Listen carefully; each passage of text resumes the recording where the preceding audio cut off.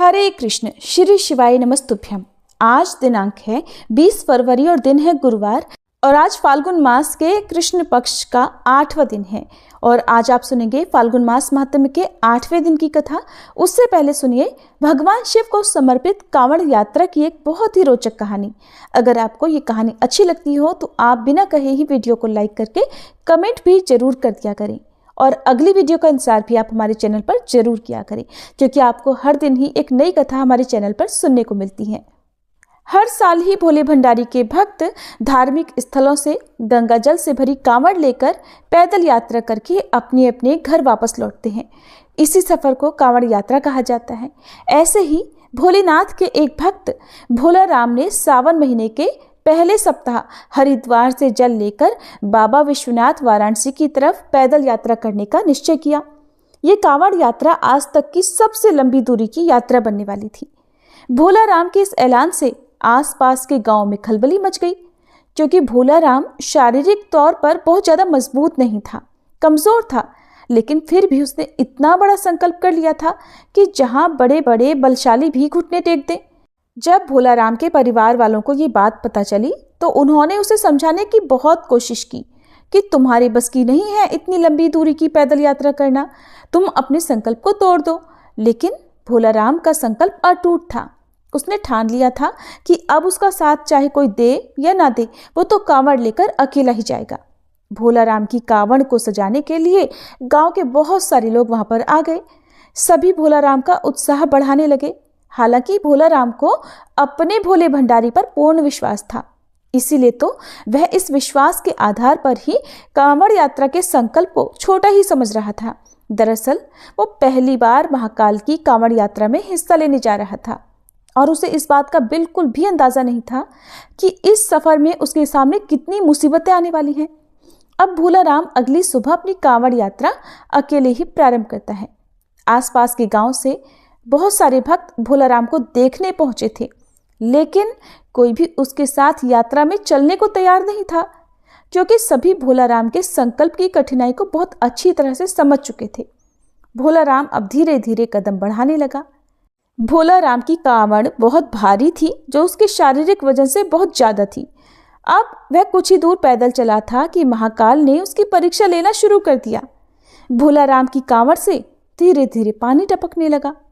भोला राम पानी की मटकियों को चेक करने लगा तो उसे एक मटकी में छोटा सा नन्हा सा छेद दिखाई दिया।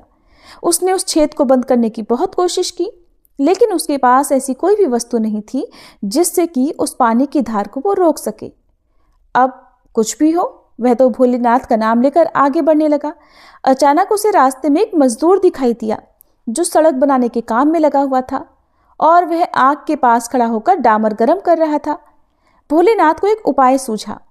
वह मजदूर के पास जाकर थोड़ा सा डामर लेकर मटकी के छेद में लगाने लगा और डामर लगते ही पानी टपकना बंद हो गया। भोला राम उस मजदूर को धन्यवाद देते हुए आगे बढ़ गया। अब समस्या का समाधान हुआ तो भोलेनाथ का उत्साह दोगुना हो गया। अब उसकी यात्रा की जो गति थी वो भी बढ़ चुकी थी। उसके अंदर एक नया उत्साह आ चुका था। चलते चलते लगभग 4 घंटे बीते। 4 घंटे की यात्रा होते ही भोले राम बहुत थक गया और सड़क के किनारे एक पेड़ की ठंडी छांव में बैठ गया। भोला राम अपने साथ कुछ खाने पीने की सामग्री भी रख कर लाया था, जिसे निकाल कर वह खाने लगा। खाने के बाद उसे थकान हुई थी तो नींद आ गई और वह पेड़ से टिककर सो गया। उसी सड़क से 2 राहगीर गुजर रहे थे। अचानक उनकी नजर भोले राम पर पड़ी। वह पेड़ से टिका हुआ सो रहा था और उसकी बगल में एक थैला और कांवड़ भी रखी हुई थी। वे दोनों राहगीर दरअसल आदतन अपराधी थे। राह चलते लोगों को लूटना उनका काम था। भोला राम का थैला चोरी करने के विचार से दोनों उसकी तरफ दबे पांव बढ़ने लगे। फिर उन्होंने भोला राम के थैले में जो कुछ पैसे और उसकी यात्रा में काम में आने वाली जरूरी वस्तुएं रखी थी, तो उस वस्तुओं से भरा हुआ थैला उठाया, लेकिन दहशत से उनके पांव कांपने लगे, क्योंकि थैला उठाते ही भोला राम के सर के ऊपर एक बहुत बड़ा विशालकाय सांप फन फैलाए खड़ा हो गया। इतने भयानक सांप को देखकर वो दोनों लुटेरे थैला वहीं छोड़कर दबे पांव भाग गए। भोला राम को सोते हुए इधर पूरी रात बीत गई। उसे इस घटना की भनक तक नहीं लगी और अगली सुबह जब उसने उठकर देखा तो उसका थैला थोड़ी दूर पर पड़ा हुआ था। तो उसे समझ में आ गया कि शायद किसी ने उस थैले को चुराने की कोशिश की थी। लेकिन उसे आश्चर्य हुआ कि चोरों ने थैला क्यों छोड़ दिया, बिना कोई भी सामान चोरी किए वो सब कुछ ऐसे ही क्यों छोड़कर चले गए। तब भोला राम ने तुरंत अपने थैले में सामान देखना शुरू किया। उसे सारा सामान ऐसे ही थैले के अंदर मिला, कुछ भी गायब नहीं था। तो फिर इसके बाद वह निश्चिंत होकर अपनी नित्य क्रिया करके कांवड़ यात्रा पुनः प्रारंभ कर देता है। भोला राम को महाकाल की यात्रा में आनंद आने लगा। पैदल ही चल रहा था, बस रास्ते भर भोलेनाथ को याद करता हुआ, भजन गीत गाते हुए, गुनगुनाते हुए वो अपनी कांवड़ यात्रा को शुरू कर रहा था। भोला राम को रास्ते में कांवड़ ले जाते देख बहुत सारे श्रद्धालु खाने पीने की वस्तुएं और उसे पैसे आदि भेंट करने लगे। भोला राम को इस तरह सफर करते हुए 8 दिन बीत चुके थे और अभी तक उसने केवल आधा ही सफर तय किया था। रास्ते भर बारिश की बूंदें भोला राम को थकान का एहसास नहीं होने दे रही थी। अभी तक तो भोला राम को सफर में कोई खास परेशानी का सामना नहीं करना पड़ा था, लेकिन अब उसकी मुसीबत बढ़ने वाली थी, क्योंकि जो बारिश धीरे धीरे बरस रही थी अब वो तेज होने वाली थी और यहाँ नदियों का जलस्तर भी बढ़ रहा था। और अभी भोला राम को पैदल चलते हुए रास्ते में कई नदी नाले पार करने थे। भोला राम शारीरिक रूप से कमजोर जरूर था, लेकिन उसके हौसले बुलंद थे। महाकाल की भक्ति ने उसे ऐसी हिम्मत, ऐसा साहस दिया था कि वो अपनी कांवड़ यात्रा को बिना किसी बाधा के, बिना किसी विघ्न रुकावट के पार करता जा रहा था, आगे बढ़ता जा रहा था। अचानक भोला राम को लोगों की भीड़ दिखाई पड़ी, तो उसने पास जाकर देखा तो हैरान रह गया, क्योंकि नदी का जो पुल था वो टूट चुका था और आगे जाने का जो एकमात्र रास्ता था अब वो रास्ता बंद हो चुका था। और जब तक पानी सामान्य स्तर से कम नहीं हो जाता तब तक उस रास्ते को पार करना नामुमकिन था। भोला राम मन में विश्वास लेकर, भोलेनाथ का आसरा लेकर, कांवड़ लेकर सड़क पर ही बैठ गया और फिर पानी नीचे उतरने का इंतजार करने लगा। उसे बैठे 4 घंटे हुए थे कि अचानक एक एम्बुलेंस आकर खड़ी हो गई। एम्बुलेंस के अंदर एक मंत्री को ले जाया जा रहा था, लेकिन पुल टूटने के कारण उस एम्बुलेंस को भी वहीं पर रुकना पड़ा। लेकिन जैसे ही मंत्री के काफिले को पुल टूटने की खबर मिली तो उन्होंने मंत्री के लिए हेलीकॉप्टर भेज दिया और हेलीकॉप्टर पहुंचते ही मंत्री जी के साथ साथ वहां बैठे लोगों को भी नदी के उस पार जाने का मौका मिल गया। और उन्हीं लोगों के बीच में था भोला राम भी, जो अपनी कांवड़ लेकर हेलीकॉप्टर में बैठ गया और नदी पार कर ली। भोला राम मन ही मन भगवान को धन्यवाद करने लगा और उसने अपना सफर जारी रखा। कुछ दूर आगे चलने के बाद भोला राम को गांव के किनारे पहाड़ी के ऊपर एक छोटा सा मंदिर दिखाई पड़ा। उसने सोचा चलो उस मंदिर में दर्शन करके आते हैं, तो वो अपनी कांवड़ कंधे पर उठाए मंदिर की तरफ जाने लगा। मंदिर थोड़ा ऊंचाई पर था, उसे ऊपर चढ़ने में परेशानी हो रही थी, लेकिन भोला राम पेड़ की शाखाएं पकड़कर मंदिर के द्वार तक किसी तरह पहुंच ही गया और फिर अपनी कांवड़ को मंदिर के बाहर रखकर उसने मंदिर के अंदर प्रवेश किया। अंदर पहुंचते ही उसे एक साधु ध्यान में बैठे हुए दिखाई दिए। भोला राम की आहट से उनकी आंखें खुल गईं। वो भोला राम को उसके नाम से बुलाते हुए कहने लगे कि भोला राम, लाओ पानी मुझे दे दो, मुझे बहुत जोर से प्यास लगी है। अब ये बात सुनकर भोला राम को बड़ा आश्चर्य हुआ कि ये साधु उसका नाम कैसे जानते हैं। फिर कहने लगा, मैं मटकी में जल लाया हूं। और भोला राम तुरंत साधु के सामने हाथ जोड़कर खड़ा हो गया।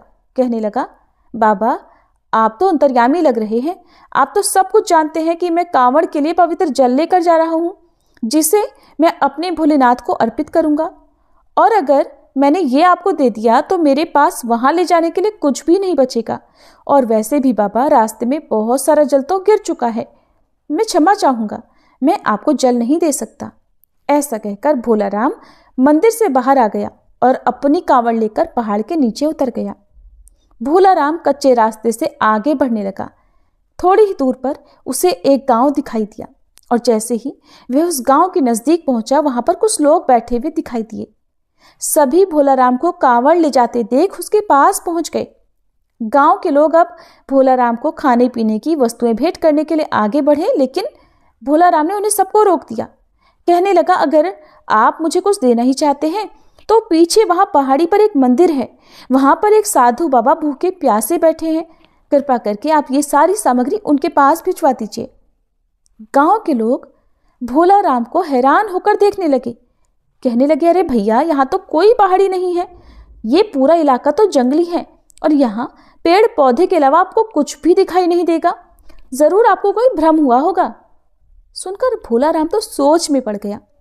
फिर थोड़ी देर सोचने के बाद कहने लगा, मैं दावे के साथ कह सकता हूं यहाँ पहाड़ी में एक मंदिर है। आप सभी मेरे साथ चलिए, मैं आपको दिखाता हूं अभी। और फिर भोला राम सभी को लेकर पहाड़ी को खोजते हुए चलने लगा। लेकिन उसे कुछ दूर आते ही एहसास होने लगा कि वो गलत रास्ते पर जा रहा है, क्योंकि बहुत देर चलने के बाद भी उसे वो पहाड़ी दिखाई नहीं दे रही थी और ये रास्ता भी उसके लिए अनजाना सा लग रहा था। तो वह गांव वालों से तुरंत कहने लगा कि आपके गांव में आने वाला कोई और दूसरा रास्ता भी है क्या? तो गांव वालों ने मना कर दिया। अब सारे गांव वाले भोला राम को समझाने लगे कि आप भ्रमित नहीं हो। अरे भैया, ना तो यहाँ पर कोई पहाड़ी है, ना कोई मंदिर है, और इसके अलावा यहाँ पर कोई साधु भूखा प्यासा भी नहीं बैठा है। एक काम करो, आप अपनी कांवड़ यात्रा पुनः प्रारंभ करो। अभी आपका सफर लंबा है, थकान के कारण शायद आपको ऐसा आभास हो रहा होगा। भोला राम वहीं घुटने के बल बैठ गया और हाथ जोड़कर महाकाल का आह्वान करके जोर जोर से रोने लगा। रो रो कर कहने लगा, महाकाल, मैं आपको पहचान नहीं पाया, कृपया मुझे दर्शन दीजिए। मैं जानता हूँ भोलेनाथ कि साधु के वेश में आप ही थे। मैं आपके लिए जल लाया हूँ प्रभु, और मैं आपको जल पिलाए बिना यहाँ से नहीं जाने वाला। और कुछ ही देर में भोला राम के सामने से बड़े बड़े पेड़ों के पीछे अचानक पहाड़ी में मंदिर नजर आने लगा। गांव के सभी लोग उस मंदिर को देखकर हैरान रह गए। मंदिर दिखते ही भोला राम कांवड़ लेकर दौड़ पड़ा और दोबारा उसी मंदिर में प्रवेश कर गया। गांव के लोग पहाड़ी के नीचे खड़े होकर भोलेनाथ की ये सारी महिमा देख रहे थे। मंदिर रहस्यमय था, जिसे आज से पहले किसी ने नहीं देखा था। भोला राम ने मंदिर के अंदर पहुंचते ही साधु के सामने अपनी कांवड़ रख दी। तब साधु ने भोला राम से कहा, अब मेरे मस्तक में जल डालो। और जैसे ही भोला राम मटकी से साधु के सिर में जल डालता है, अचानक उसके सामने का सारा दृश्य बदल जाता है और वह वाराणसी की गंगा नदी के किनारे पहुंच चुका होता है। उसे कुछ समझ में नहीं आया, क्योंकि अभी यहाँ तक पहुंचने के लिए उसे 5 दिन का सफर और तय करना था, लेकिन वो तो सफर पलक झपकते ही पूरा हो चुका था। भोलेनाथ की इस महिमा को वो समझ चुका था।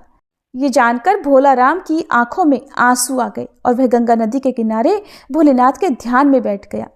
भोला राम की कांवड़ यात्रा स्वयं महाकाल ने संपन्न की थी और उसकी कांवड़ यात्रा पूरी होते ही भोलेनाथ की यह अद्भुत गाथा भी समाप्त होती है। आपको ये कथा कैसी लगी जरूर बताइएगा। अब सुनिए आज का महात्म्य।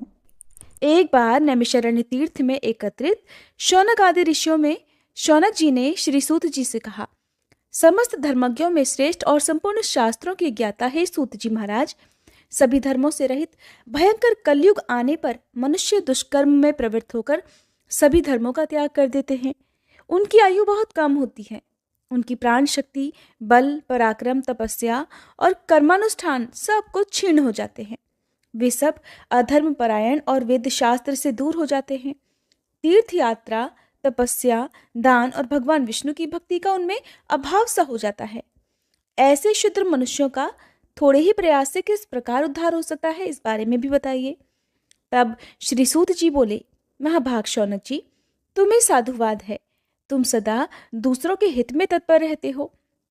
भगवान विष्णु की भक्ति में आसक्त होने के कारण तुम्हारे मन का मल धुल गया है। संसार में साधु पुरुषों का संग बड़ा दुर्लभ है। वह देहाभिमानी अजितात्मा पुरुषों की संचित पाप राशि को हर लेता है और अधिक पुण्य के कारण उन्हें उत्तम गति भी प्रदान करता है। तीनों लोकों के मनुष्यों के लिए सत्संग सबसे दुर्लभ है। वह कर्मपाश से पीड़ित मनुष्यों की आंतरिक बंधन आदि को दूर करता है। बहुत कम बोलने वाले और एकमात्र भगवान का भजन करने वाले लोगों को उच्च पद प्रदान करता है और जन्म मृत्यु के चक्र से थके हुए मनुष्यों को चिर विश्राम की प्राप्ति कराने का कारण होता है। हे शौनक जी, यही प्रश्न पूर्व काल में परम सुंदर कैलाश पर्वत के शिखर पर श्रोता ऋषियों के सामने सत्पुरुषों का कल्याण करने के लिए स्वामी कार्तिकेय जी ने भगवान शंकर से पूछा था। तब श्री महादेव जी ने कहा था कि हे षडानन, परमार्थ के पथ पर चलने वाले पुरुषों को बैकुंठ धाम का निवास प्रदान करने वाले बहुत से तीर्थ और क्षेत्र हैं। कोई कामना के अनुसार फल देने वाले हैं तो कोई मोक्ष प्रदान करने वाले हैं।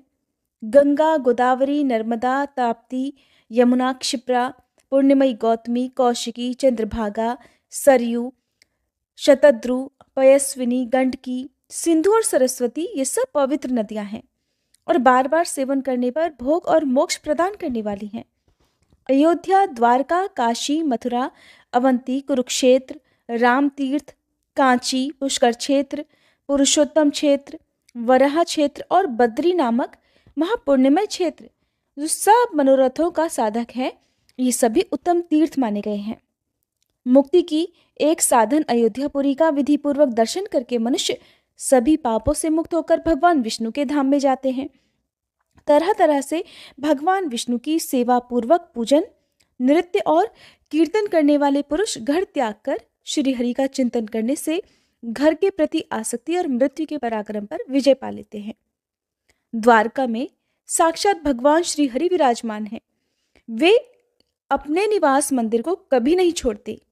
हे कार्तिकेय, गोमती में स्नान करके भगवान श्री कृष्ण के मुखारविंद का दर्शन करने से बिना ज्ञान के ही मनुष्य की मुक्ति हो जाती है। असी और वरुणा के बीच में 5 कोस तक वाराणसी क्षेत्र है।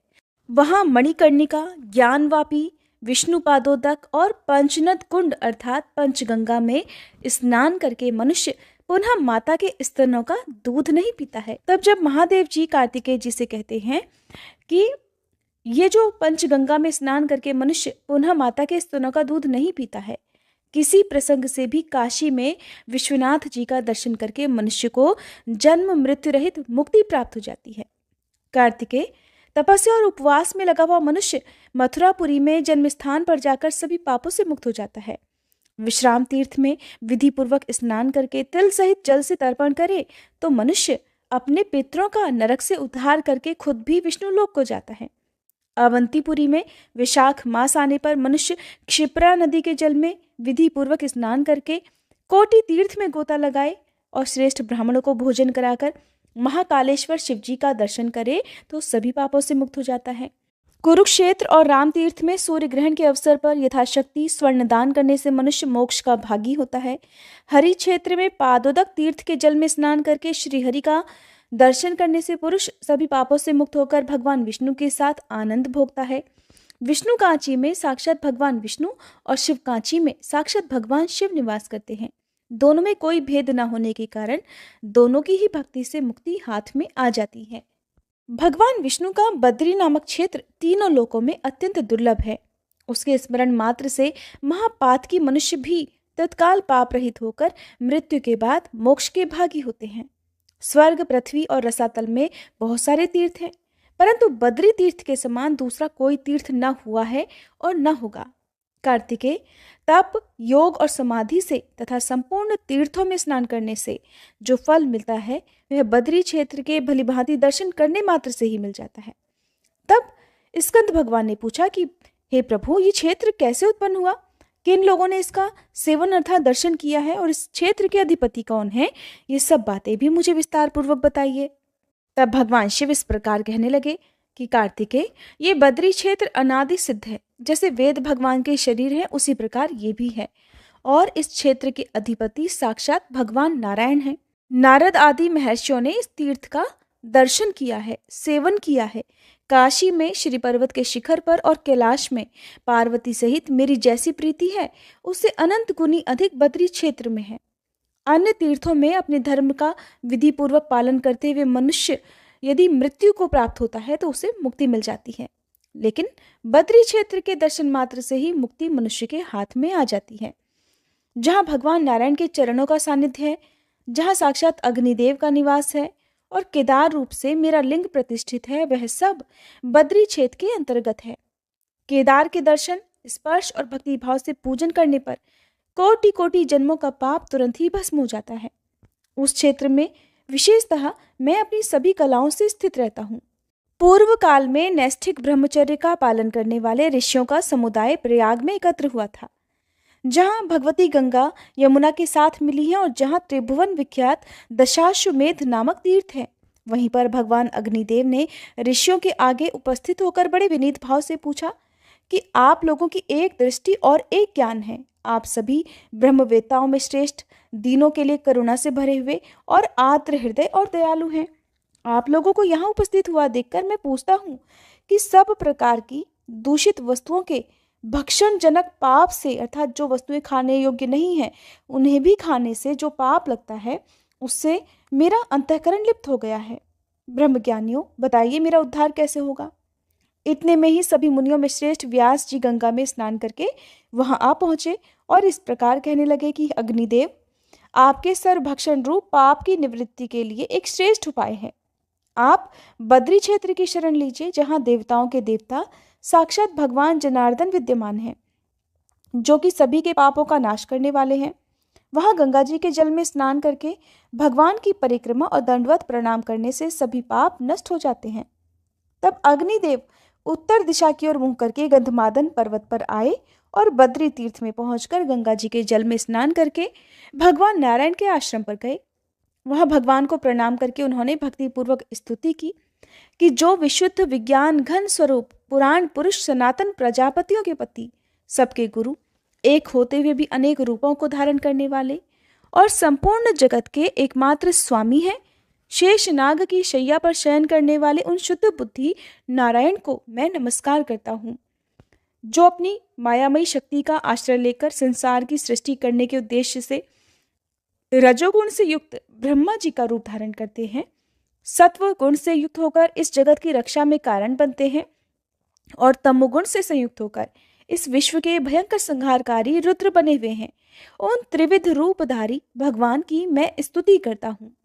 इस प्रकार स्तुति किए जाने पर सर्वंतर्यामी भगवान नारायण प्रसन्न होकर पवित्रता की इच्छा रखने वाले अग्निदेव से बड़ी मधुर वाणी में बोले, हे अनघ, तुम्हारा कल्याण हो, तुम कोई वर मांगो।